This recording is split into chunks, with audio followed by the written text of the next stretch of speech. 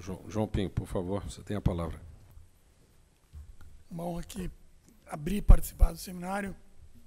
A produção de conhecimento de ponta é essencial e a decisão regulatória vai ser tão melhor informada quanto mais conhecimento houver de todos os participantes do mercado e principalmente da academia. Acho que trocaram o papel aqui só. Eu vou fazer uma apresentação um pouco descrevendo rapidamente o histórico das intervenções regulatórias do Banco Central. Na primeira parte mais histórica, mais focada em meios de pagamento. E depois eu vou fazer uma descrição do histórico recente da atuação pró-competitiva que o regulador tem feito. Como pano de fundo, só lembrar onde nós estamos de maneira mais geral. Se vocês forem ao sítio eletrônico do Banco Central do Brasil, vocês encontrarão lá a missão da instituição, que é a preservação do poder de compra da moeda e algo, talvez eu erre um pouco no palavreado específico, mas como a promoção de um sistema financeiro sólido e eficiente. Desses, vamos chamar de 3 objetivos, como se houvesse 2 objetivos, mas um deles se bifurca em 2, nós estamos na terceira parte, né? Porque acho que nós obtivemos, aí, certamente não sem alguns percalços e alguns obstáculos, nós conseguimos hoje atingir bastante bem o objetivo de manutenção do poder de compra da moeda. Acho que a melhor ilustração disso é as 2 últimas mudanças da meta de inflação e a ancoragem imediata das inflações, das expectativas de inflação à mudança da meta. Acho que talvez seja a manifestação concreta do atingimento do primeiro objetivo, que nunca deve ser menosprezado e certamente as gerações, a nossa talvez tenha sido a última que vivenciou na pele a estabilidade de preços, sabe da importância da manutenção desse objetivo, de novo, que nunca deve ser menosprezado.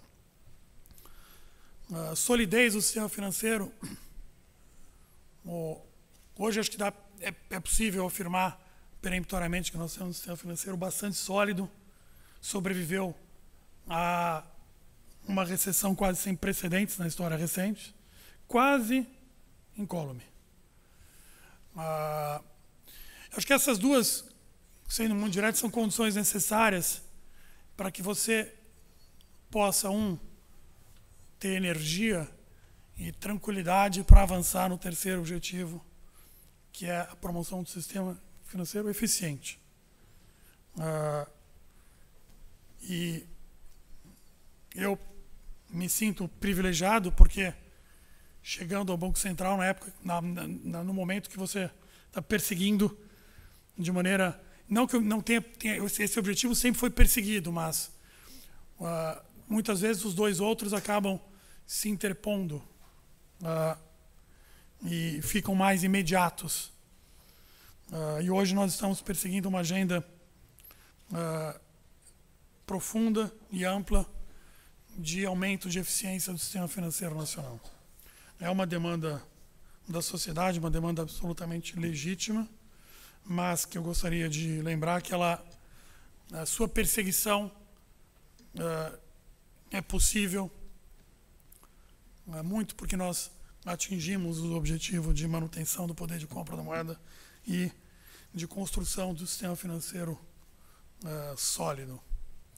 Vou colocar aqui um pouco... Tenho dificuldade de enxergar, vou só usar aqui minha cola. Aqui. De novo, dentro desse objetivo, nós temos, como se pode chamar de um subobjetivo, que é criar um ambiente na intermediação financeira de modo geral. E quando eu digo intermediação financeira, porque acho que a gente tem que entender a intermediação financeira de modo amplo, não apenas bancos comerciais ou o que nós normalmente classificamos o sistema financeiro nacional. Ela engloba o mercado de capitais de maneira geral, engloba mercados correlatos, por exemplo, a disrupção, por assim dizer, vem de mercados correlatos, por exemplo, distribuição de produtos de investimento ou o sistema de pagamentos brasileiro, que pode muito bem desafiar o que é, digamos, a atividade bancária estrito sensu. É inegável que um vetor importante aqui e um grande indutor de aumento de concorrência é a tecnologia. Tecnologia, o efeito líquido dela é diminuir muito as barreiras à entrada e aumentar a ampliação de opções para o consumidor. E seu vetor é extremamente pró-competitivo. O papel uma analogia que a distribuição de produtos financeiros, de modo geral, de crédito, pagamentos ou investimentos, ela foi, historicamente, a distribuição física teve muito valor, né? E isso aqui um pouco já diminui muito o valor da distribuição física e a tendência é que diminua mais ainda. O papel do regulador nesse contexto é permitir que essa disrupção ocorra mais rapidamente do que mais lentamente, mas sempre lembrando que é preciso manter o segundo objetivo, que é um objetivo de solidez do sistema financeiro nacional, que num mundo de mudança tecnológica rápida, onde o valor já não é mais talvez a distribuição física, mas é a obtenção de informação, manter a proteção aos dados individuais e à privacidade, que é a condição necessária para que a gente consiga transitar por um ambiente pró-competitivo calcado na transferência livre dos dados individuais que são, em última instância, de propriedade dos indivíduos. É preciso que essa transferência se dê de modo seguro, que proteja a privacidade.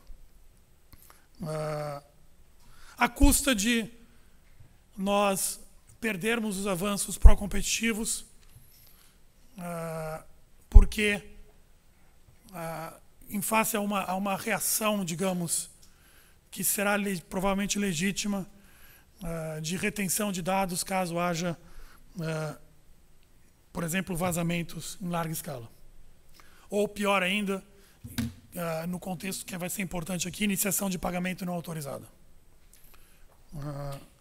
Então é preciso fazer com que a tecnologia entre e rompa essas barreiras da maneira mais rápida, mas também levando em conta a segurança não só do sistema, da solidez do sistema financeiro, mas proteção de dados.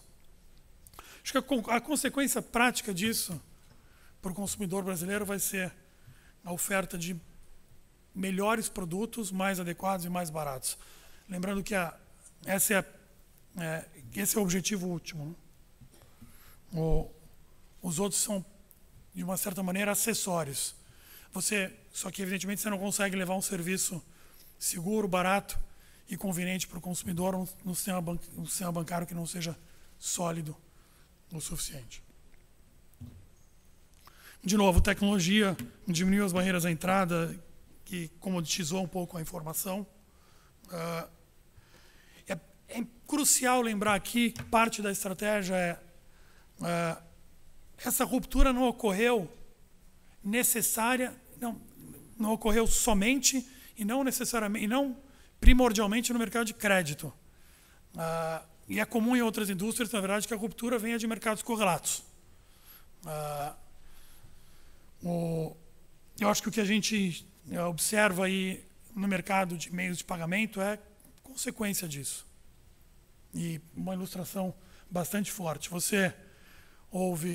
Tecnologia permitiu a ruptura e a entrada pró-competitiva no mercado de meios de pagamento, que pode muito bem se concretizar, já está ocorrendo, talvez não na escala de seu completo potencial, mas já está ocorrendo dessa entrada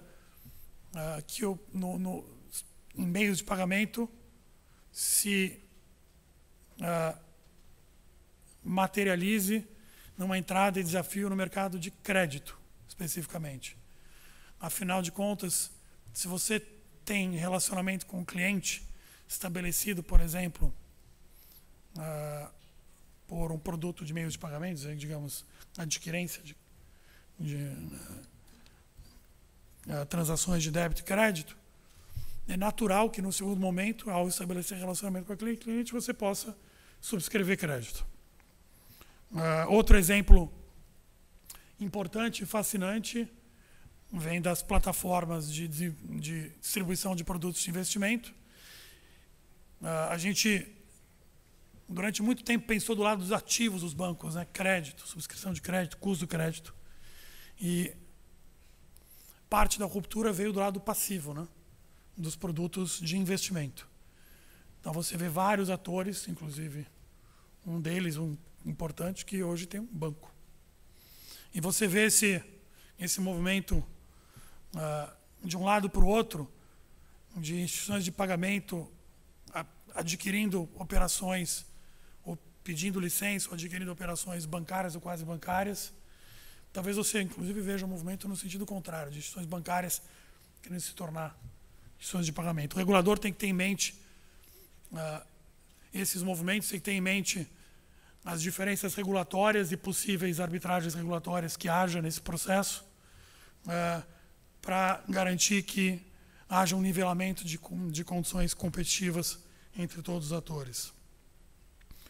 De novo, eu acho que sob o risco de ser um pouco repetitivo, mas é importante enfatizar que também é papel do regulador zelar pela solidez prudencial e pela proteção dos dados individuais das empresas e dos indivíduos.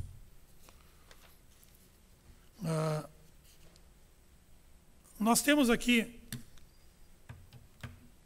eu vou falar bastante sobre dois pilares importantes que serão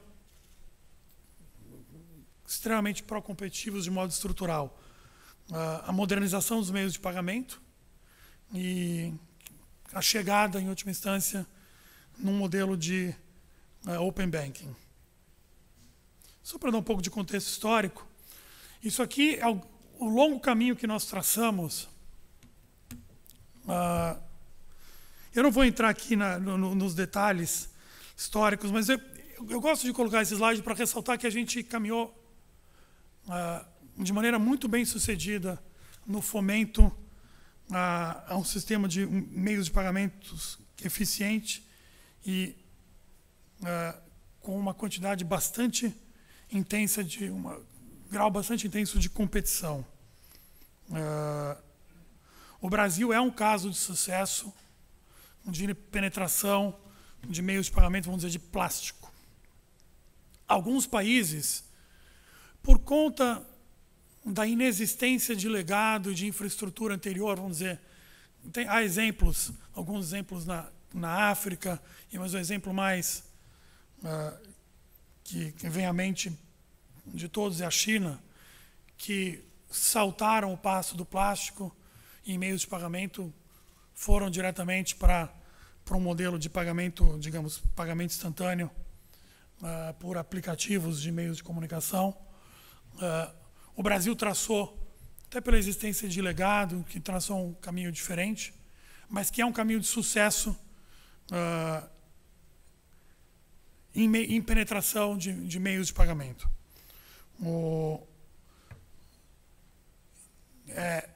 Eu acho que é justo acreditar boa parte desse sucesso ao empreendedorismo do setor privado brasileiro, mas também à atuação regulatória do Banco Central, que permitiu e fomentou a entrada nesse mercado.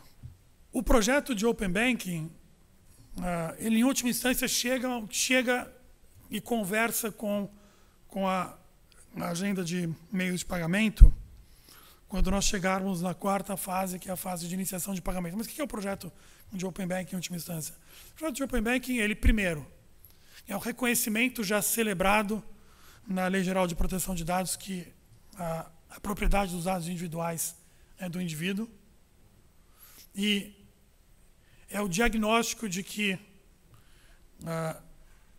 o fomento à competição de maneira estrutural virá do compartilhamento seguro desses dados do indivíduo entre não só os incumbentes, os atuais ofertantes de mercado de produtos financeiros, mas também dos entrantes. Ou seja, acesso equânime aos dados individuais que são de propriedade dos indivíduos e, na sua quarta fase no Open Banking, uma plataforma de iniciação de pagamentos. O que a gente quer dizer? Você vai poder usar, por exemplo, algum aplicativo de um provedor que é um terceiro para emitir uma ordem de pagamento para o seu banco, sem necessariamente fazer o diálogo diretamente com o seu banco, onde o seu dinheiro está, na forma de conta corrente ou depósitos. Se a gente acredita que o acesso à informação é o principal motor aqui da competição, o Open Banking é o que fará o acesso equânime sob as mesmas condições à informação e, portanto, estabelecerá aí os pilares de um sistema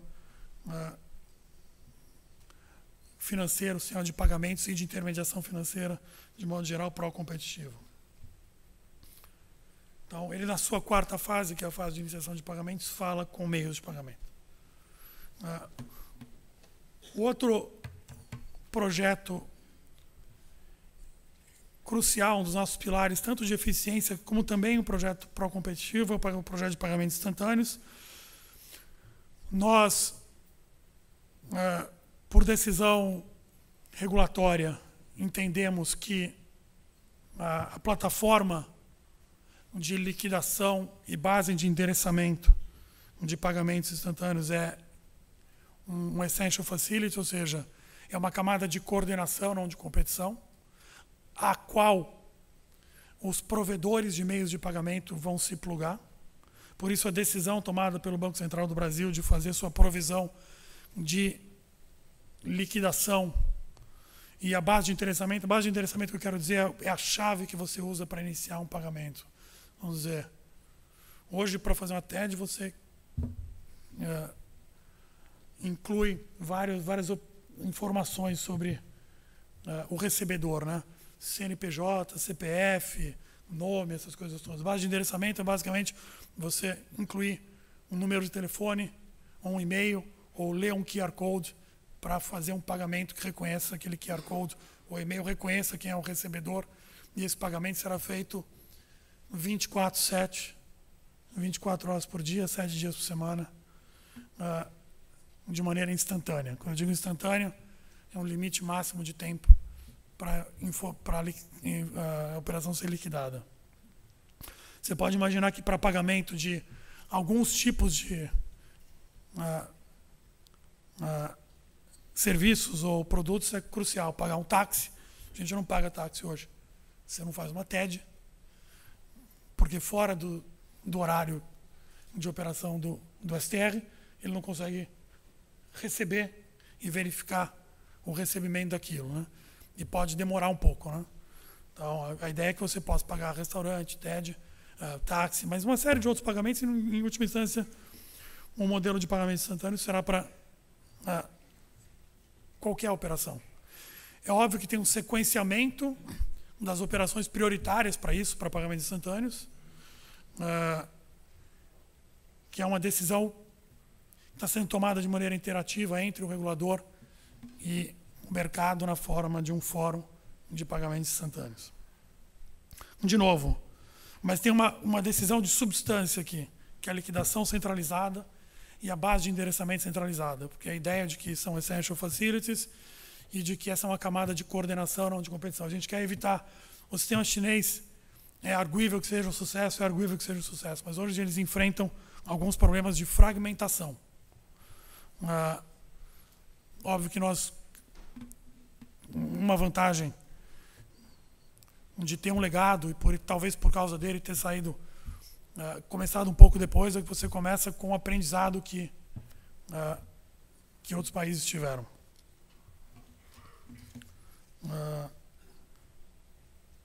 Só passar um pouco aqui pela agenda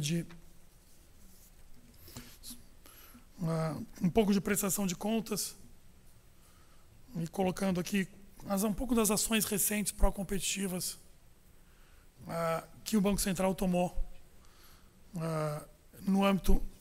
Aqui, na verdade, esse slide, eu fiz um certo catecismo, e esse slide está mais restrito do que ele deveria ser. Não é só o sistema financeiro nacional, mas o sistema de pagamentos brasileiro e na intermediação financeira de modo geral.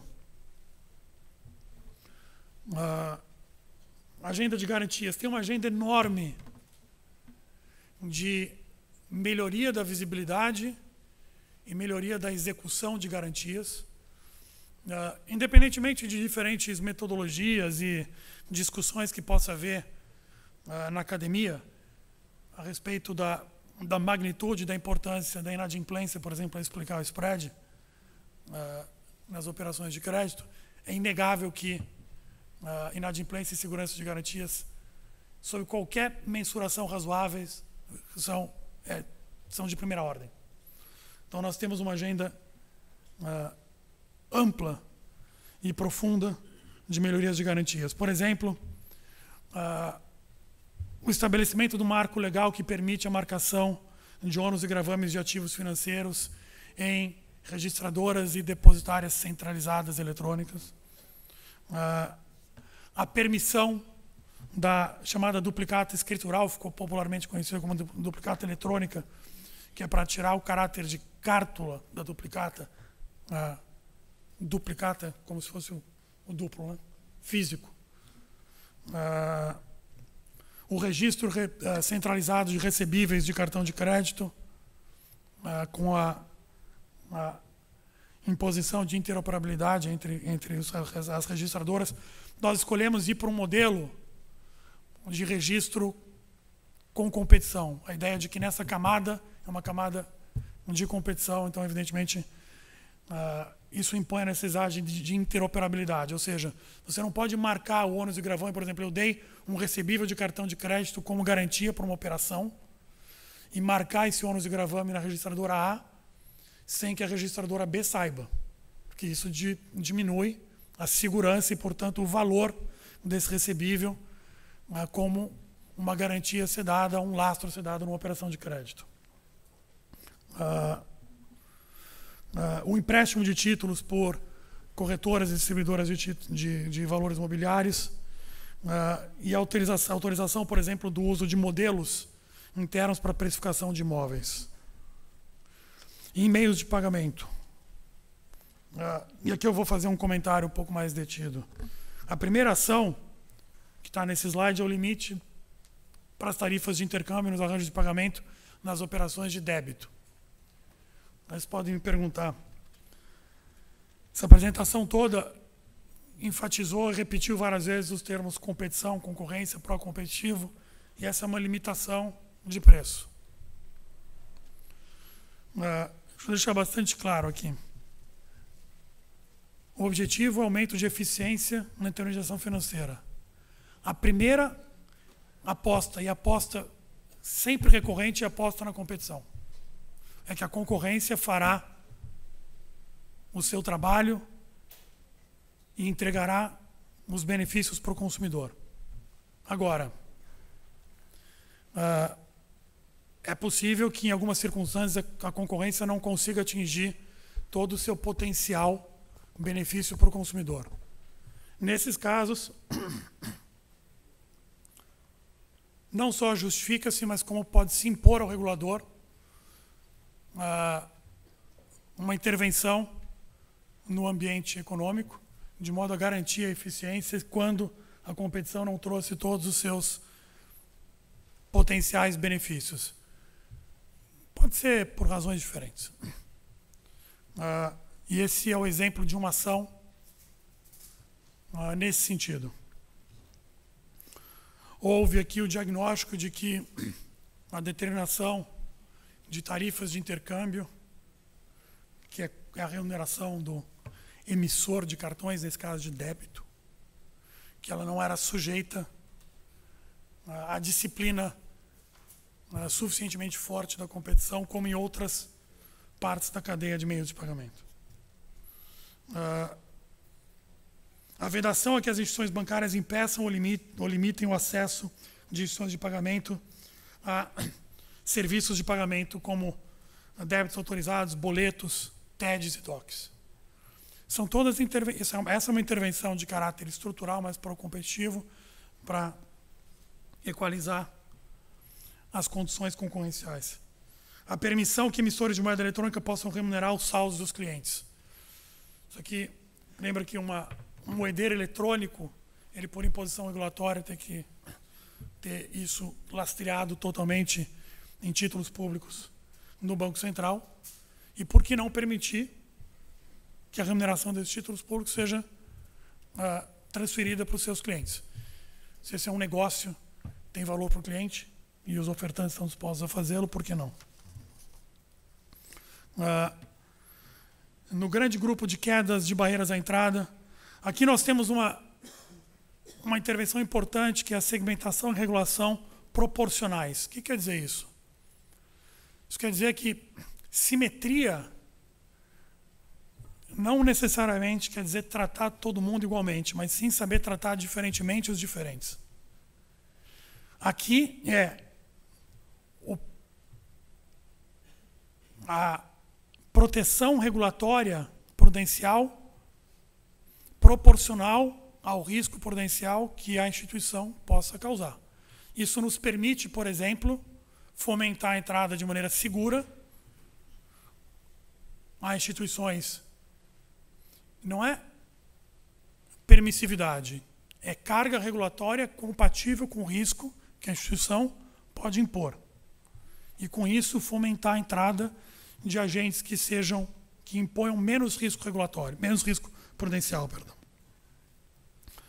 Nós temos aqui calcados nisso o nosso modelo, que no fundo a gente já fez o nosso sandbox informalmente.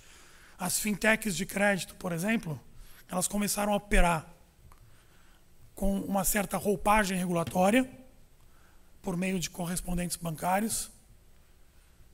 O regulador aprendeu essa operação e construiu caixas regulatórias específicas para essas operações. São as sociedades de crédito direto e as sociedades de empréstimo entre pessoas. Uma é o nosso chamado peer-to-peer, né? Outra é uma instituição que não alavanca, não é uma instituição recebedora de depósitos, faz com capital proprietário e, portanto, você pode ter uma carga na concessão da licença, digamos, bancária mais leve. Isso aqui é um sucesso absoluto. Nós já temos 10 sociedades de crédito diretos, licenças concedidas, e 4 sociedades de empréstimo entre pessoas. Se você olhar ao redor do mundo, a concessão de licenças bancárias é uma coisa assim, é quase inédito, num período curto de tempo. No Departamento de Organização do Sistema Financeiro, o DEORF, que é onde é o Departamento de Autorização, há mais de 20 pedidos já lá dentro de sociedades de crédito direto. E o que a gente escuta das bancas advocatícias é uma quantidade equivalente ainda no, digamos, no prelo.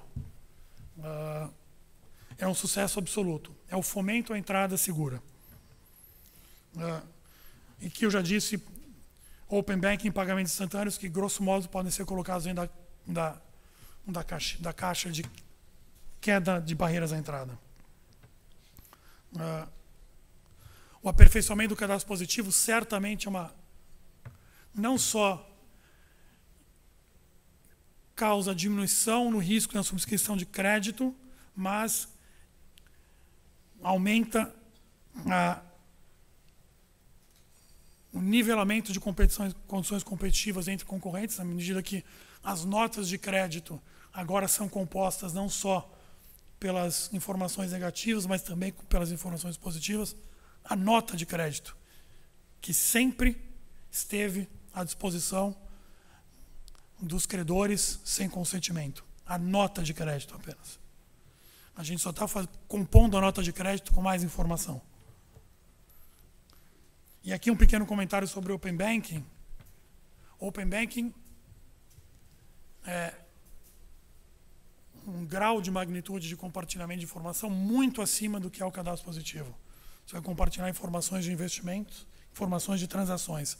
Por isso o Open Banking ele é calcado com a premissa do consentimento explícito. Evidentemente a gente vai ter que decidir qual é a frequência desse consentimento e a forma, a jornada desse consentimento. Ainda isso vai ser objeto da regulamentação, mas ele é calcado no consentimento explícito. O cadastro positivo, pela natureza das informações e a sensibilidade delas, ele pode ser calcado no consentimento implícito com a opção de sair. Essa é a diferença. A extensão do histórico de crédito no SCR, que é bastante importante. Tem uma agenda enorme aqui de defesa da concorrência, a resolução, finalmente, da insegurança jurídica que tem entre os mandatos do Banco Central e do CAD na análise de atos de concentração e conduta. A atuação explícita do Banco Central em atos de concentração, eu recomendo a todos a leitura do Boxe no último relatório de economia bancária, que descreveu o racional da decisão do Banco Central no caso do Itaú XP. A criação de um departamento de competição e estrutura de mercado financeiro dentro do Banco Central. O fomento à competição entre atores, de novo, cuja natureza é parecida com o banco. Nós temos uma agenda importante de fomento às cooperativas de crédito. Uma agenda essa que primeiro, ilustra bem a necessidade de estabelecimento de solidez muitas vezes simultaneamente, mas às vezes para caminhar numa agenda pró-competitiva, você precisa de solidez. O sistema cooperativo enfrentou alguns desafios de governança. E houve um movimento salutar, não anticompetitivo, de consolidação do sistema cooperativo e melhora de governança. E hoje nós conseguimos caminhar muito mais seguramente na indução de concorrência vindo do sistema cooperativo. Por exemplo, a autorização para as cooperativas captarem depósitos de poupança rural e emitirem letras financeiras, que são, grosso modo, as debêntures dos bancos. Né? É isso, dá condições de competirem, porque a governança e a solidez estão mais bem estabelecida. Esse é o meu último slide, perdão pela... várias outras medidas de incentivo à eficiência e competição, a diferenciação de preço por meios de pagamento, mais transparência nas compras em moeda estrangeira com cartões de crédito, mais transparência, mais capacidade de concorrer, fixação do valor final nas operações de remessa e recebimento de recursos exterior. E, evidentemente, aqui tem o gancho que nós estamos empurrando uma série enorme de simplificações na nossa lei cambial para tornar a moeda e as transações com o exterior mais fáceis, céleres e baratas. Isso foi, no primeiro momento, veio à mente de todo mundo ter assim, conta em dólar no Brasil. Não? Se isso for consequência daqui a alguns anos, é uma consequência talvez natural. Mas o objetivo é simplificação, desburocratização. Um exemplo que a gente gosta de dar é o governo brasileiro tem um contrato importante de aviação militar com o exterior. A lei cambial, do jeito que é hoje, a interpretação é só que o provedor no exterior compra alguns insumos de empresas no exterior. A lei cambial, como ela é interpretada hoje, uma interpretação plausível e que está sendo feita dessa maneira, que você precisa primeiro importar para depois exportar. Você não poderia liquidar lá fora a operação, porque ela tem que ser liquidada em reais. Por exemplo, entre outras coisas que vão ser simplificadas.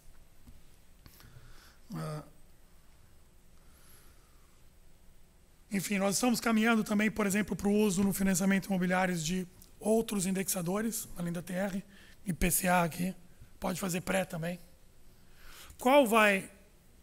Por que isso é importante? Para você poder empacotar e securitizar. Os bolsos de funding no mercado imobiliário, mesmo que nós concordemos a respeito dos usos e direcionamentos, eles são limitados. Se a gente quiser caminhar para ter uma penetração de crédito imobiliário, não que os países avançados têm, mas que os nossos pares emergentes têm, digamos, 16%, nós vamos precisar de outros bolsos. Então, para isso, é preciso que você consiga securitizar. A TR não é um instrumento securitizável. Tem que caminhar com prudência, evidentemente. Nós temos histórico no sistema financeiro de resultados de repiques inflacionários no valor. Aqui não é nem nossa geração, é anterior, mas cujas consequências ainda estão sendo enfrentadas agora, né? Chama FCVS, né? Mas caminhar, tendo em mente, lembrando o histórico, caminhar para a gente dar mais eficiência e conseguir securitizar esses instrumentos. Por fim, não menos importante, nós conseguimos, depois de anos, abrir a possibilidade, retirar o processo intrincado de autorização e reconhecimento de interesse nacional do governo brasileiro da participação estrangeira no sistema financeiro nacional. Lembrando que a Constituição a proíbe, né? E a permite mediante, a veda, mas a permite mediante o reconhecimento do governo de interesse do governo brasileiro, que se materializava na forma de um decreto presidencial para cada participação estrangeira. O decreto 10.029 aqui delegou ao Banco Central o reconhecimento do governo brasileiro na participação estrangeira. E, evidentemente, que a nossa agenda é tratar o doméstico e o estrangeiro da mesma forma, assim como tratar o público e o privado da mesma forma. Muito obrigado.